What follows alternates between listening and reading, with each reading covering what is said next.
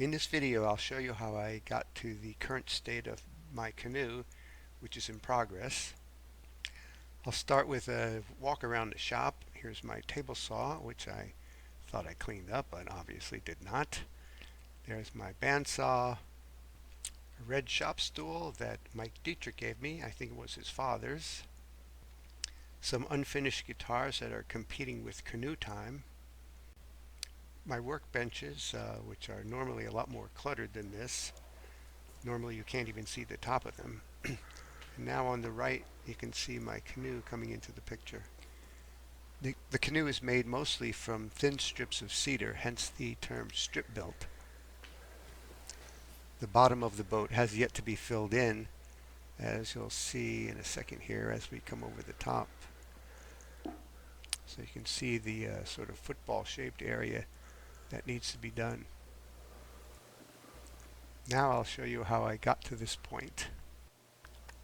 The design of this canoe came from this book, Canoe Craft by Ted Moores. The shape of the boat is defined by tables of numbers, as you can see here in the upper right and here.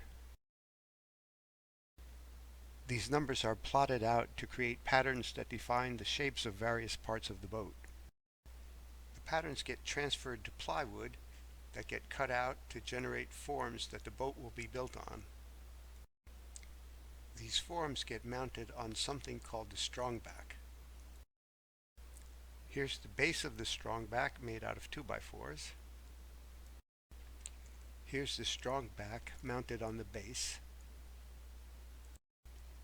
I cut holes along the edges of each of the forms to allow me to clamp the strips to the form. The larger round holes were cut to reduce weight, but as it turns out, those holes are also really useful for clamping, and I should have cut more of them. In fact, I should have strategically placed them to assist in clamping. Here are all the forms mounted on the Strongback. You can start to see the shape of the boat now that the forms are mounted. None of what is built so far becomes part of the boat itself. This is just a structure that the boat gets built on. The first pieces of the boat we make are the inner stems. If you look at the bow of the boat from the top, this first piece at the front is called the outer stem. These are the strips that make up the hull. And this piece here is the inner stem. You can see that the wood strips are attached to it. I cut a leftover piece of oak flooring into pieces about 1/16 of an inch thick to laminate together to make my inner stem. Here's one of the inner stems completed. It gets screwed to the form to hold it in place temporarily. The wood strips for the hull will be glued to the inner stem after its edges are beveled to accept the strips.